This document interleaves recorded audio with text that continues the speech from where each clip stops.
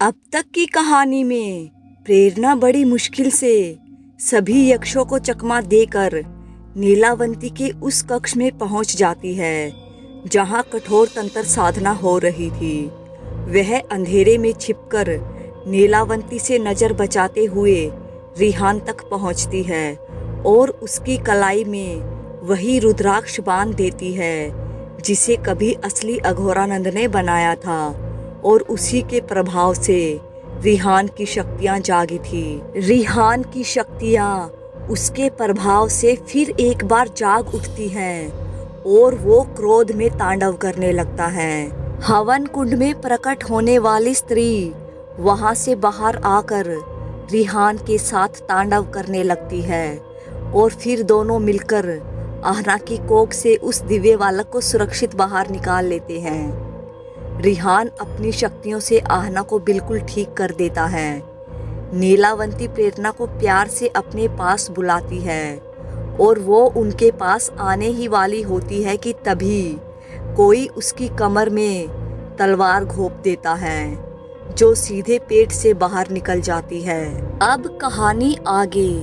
दोस्तों, मैं आप लोगों को आगे की कहानी सुनाऊं उससे पहले आप लोगों से एक छोटा सा निवेदन है कि प्लीज मेरे चैनल को सब्सक्राइब करें, बेल आइकन ऑल प्रेस जरूर करें ताकि मेरी आने वाली सभी नई वीडियो की नोटिफिकेशन सबसे पहले आप लोगों के पास पहुंचे। अब कहानी आगे। प्रेरणा उस वार से एकदम थर्रा उठी और कांपने लगी। सभी वो नज़ारा देखकर सुन रह गए। तभी उस वार करने वाले ने पूरी हैवानियत से तलवार को बाहर खींचा जिससे प्रेरणा का दर्द और बढ़ गया। उसने अपनी कमर के जख्म पर हाथ रखकर दबाया और हमला करने वाले को मुड़कर देखा। उसकी आंखें फैल गई क्योंकि उस पर हमला करने वाला कोई और नहीं बल्कि रुद्र ही था। उसने बहुत गुस्से में प्रेरणा की गर्दन पकड़कर हवा में लटका दिया और कहा, साली हरामजादी, 2 कौड़ी की इंसान होकर तुमने यह सोच भी कैसे लिया कि तुम मुझे छल कर जाओगी? तुझे क्या लगा तुमने मुझे मेरे घर में आकर बेवकूफ़ बनाया और पवित्र रुद्राक्ष और नारायण अस्त्र लेकर यहाँ चली आई? नहीं, यह सब मेरी सोची समझी साजिश थी। मैंने ही तुम्हारे लिए उस रुद्राक्ष को वहाँ रखा था ताकि रिहान अपने शिव अवतार में आकर उस बच्चे को बाहर निकाल सके और मैं उसकी बलि चढ़ा सकूं। वह तलवार नकली है जो तुम्हारे बैग में है। यह देख, असली नारायण अस्त्र मेरे हाथ में है। प्रेरणा उसे ठगी सी देखती रह गई और उसने उसे किसी कपड़े के पुतले की तरह आसानी से बड़ी दूर फेंक दिया। प्रेरणा दर्द से तड़पने लगी और रिहान सीधे उसकी ओर लपका। आहना भी जल्द ही उसके पास चली गई और वो दोनों उसे संभालने लगे। रिहान अब बिल्कुल शांत हो चुका था और रो रहा था। वो बार बार कह रहा था कि प्रेरणा, तुम ऐसे नहीं जा सकती, अपनी आंखें खोलो। प्रेरणा नहीं, लेकिन होनी को कोई नहीं टाल सकता था। वहाँ जब नीलावंती ने देखा कि रुद्र अपनी तलवार लिए रिहान और आहना की ओर बढ़ रहा है तो उसने अपना हाथ हवा में लहराया और उसके हाथ में कुछ रोशनी हुई और एक सुंदर तलवार उसके हाथ में आ गई।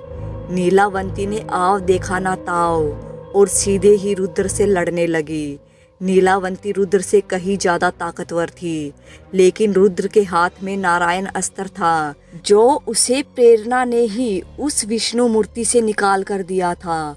उस नारायण अस्त्र के सामने उसकी शक्तियाँ कमज़ोर पड़ने लगी। बहुत जल्द ही नीलावंती की तलवार टूट गई और नीलावंती ने अपना वो खड्ग उठा लिया जिसे लेकर वह रिहान के सामने बैठी थी कि यदि मैंने कुछ अधर्म किया है तो इससे मेरा शीश काट कर मुझे यक्षिणी योनि से मुक्त कर दो। नीलावंती पूरी बहादुरी से रुद्र से लड़ती रही और वहाँ रिहान प्रेरणा का दुख मना रहा था। प्रेरणा अब मरने ही वाली थी। रिहान ने उसका हाथ कड़ाई से पकड़ रखा था, लेकिन उसे एहसास होने लगा कि प्रेरणा की पकड़ ढीली होने लगी है। अंत में प्रेरणा ने रिहान का हाथ छोड़ दिया और देह त्याग दी। उसकी मौत से रिहान बौखला उठा और जोर से चीखा, प्रेरणा।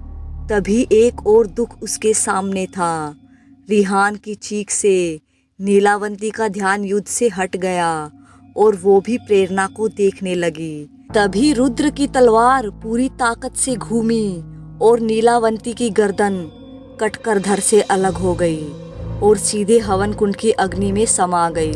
रिहान ने जैसे ही देखा कि रुद्र ने नीलावंती को मार डाला तो फिर बेहद गुस्से में आग बबूला होकर उठा और उसके मस्तक से रोशनी निकलने लगी।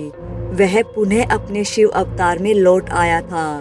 वह सीधे रुद्र से भिड़ गया और उसकी गर्दन पकड़ ली।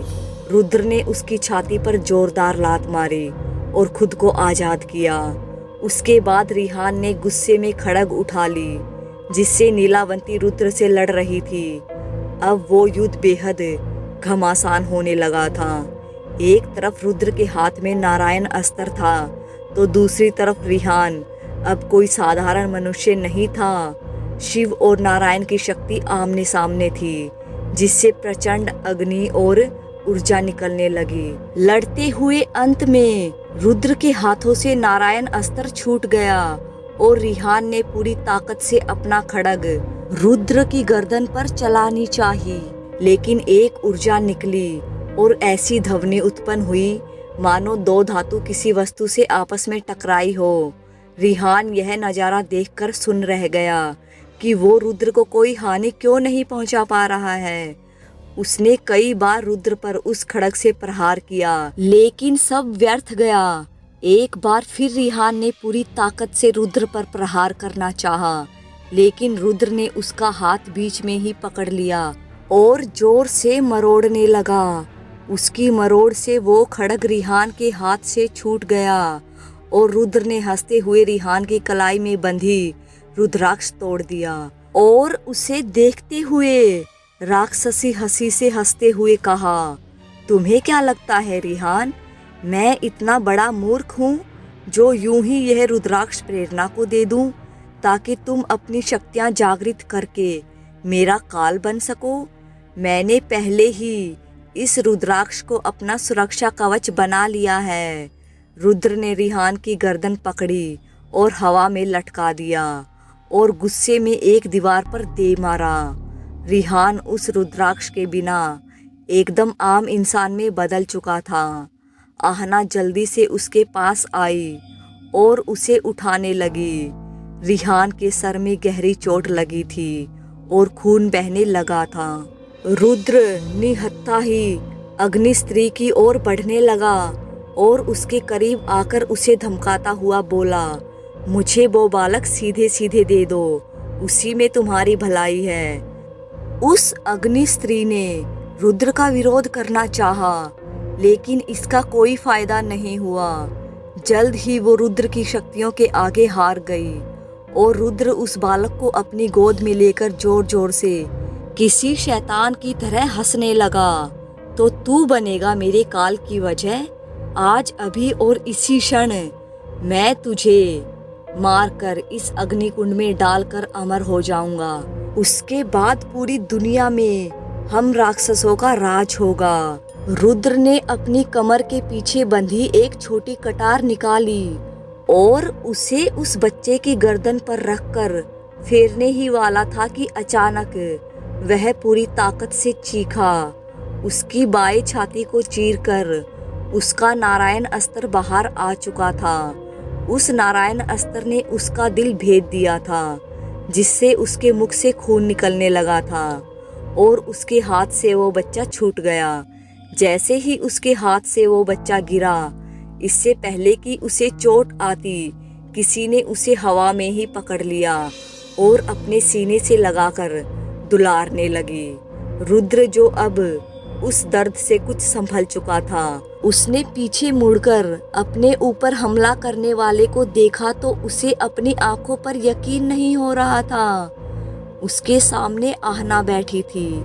एक दुबली पतली सी मासूम लड़की ने उसकी जान ले ली। रुद्र भयंकर अविश्वास से अपने कदम पीछे लेकर दीवार के सहारे खड़ा हो गया और रोता हुआ कहने लगा, नहीं, यह सच नहीं हो सकता। एक तुच्छ सी स्त्री मेरा काल नहीं बन सकती। दूसरी दीवार पे टिके रिहान ने कहा, एक माँ कभी तुच्छ नहीं हो सकती रुद्र। तुम्हारे काल की वजह आखिर मेरा पुत्र ही बना। वो एक खूबसूरत सी संध्या थी। सूर्य डूब चुका था और पूरा शहर लाइट से जगमगा रहा था। पेरिस, जिसे पूरी दुनिया का खूबसूरत देश माना जाता है, आज वाकई में हर कोई यह महसूस कर सकता था। नीलावंती के पेरिस वाले आलीशान बंगले में चौथी मंजिल पर आहना खड़ी शहर की खूबसूरती निहारती हुई कॉफी पी रही थी। उसके हाथों की दोनों कलाइयों में ढेर सारी चूड़ियां और सोने के कंगन थे जो देखने में बेहद खूबसूरत लग रहे थे। आहना इस वक्त एक टॉप और घुटने के ऊपर तक आती एक स्कर्ट पहन रखी थी। उसके गले में एक बेशकीमती मंगलसूत्र था जो कि उसके और रिहान की शादी की निशानी थी। आहना बीती बुरी यादों से काफी हद तक बाहर आ चुकी थी, लेकिन उसे पागलपन के दौरे कभी कभी पड़ते ही थे। उसकी देखभाल के लिए रिहान ने डॉक्टर निहारिका को रखा था। वो भी एक शादीशुदा नेक दिल महिला थी जो उसे बार बार प्रेरणा की याद दिलाती थी। अचानक से आहना के पीछे कोई आया और उसे अपनी बाहों में भर लिया। आहना इस हरकत से कुछ पल सहम सी गई, लेकिन उस शख्स ने उसे प्यार से संभाल लिया। वो कोई और नहीं बल्कि रिहान ही था। वो अभी अभी अपने ऑफिस से लौटा था और अपने पूरे बिजनेसमैन वाले अवतार में लौट आया था। वह अब पूरे दिल से बहुत काम करता ताकि उसे अपनी माँ नीलावंती की याद नहीं आए। आहना ने पलटकर उससे पूछा, आप आ गए? कैसा रहा आज का दिन? रिहान कुछ सुस्त लहजे में बोला, बिल्कुल हमेशा की तरह बोरिंग। आहना ने हंसते हुए कहा, वैसे आज आपके बोरिंग दिन को मजेदार बनाने मालिनी आ रही है।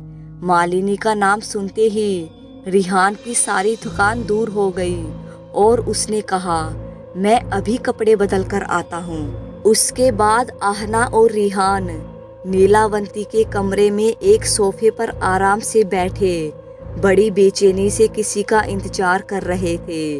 अचानक रिहान का ध्यान गया कि उस कमरे का दरवाजा खुला है। उसने आहना को कुछ डांटते हुए कहा, कहाँ ध्यान रहता है तुम्हारा आजकल?